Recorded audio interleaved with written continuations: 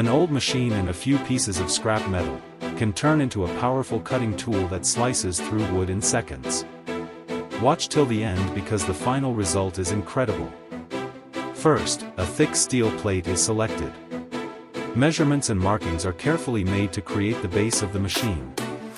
Now the grinder is used to cut away the extra metal. Slowly, the rough scrap starts transforming into precision-made parts. The metal plate is then bent and shaped so the motor and cutting system can fit perfectly into position. Next, holes are drilled into specific points. These holes will hold the entire mechanism together securely. Before assembly, every single part is checked and aligned carefully to make sure everything fits perfectly. Now the real work begins.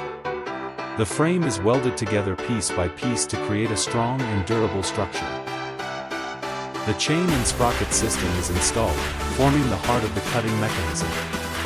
Small in size, but extremely powerful. After welding, the frame is polished and smoothed using the grinder, giving it a clean professional finish. The machine is cleaned and refined for the final look. It already looks like a factory-made cutting tool. Now the motor is mounted into place. This powerful motor will drive the entire cutting system. The cutting chain is tightened and adjusted carefully. The DIY machine is now fully ready for testing. Time for the real test.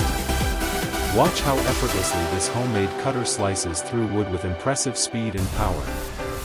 For more amazing DIY builds and smart inventions, make sure to like, share and subscribe now.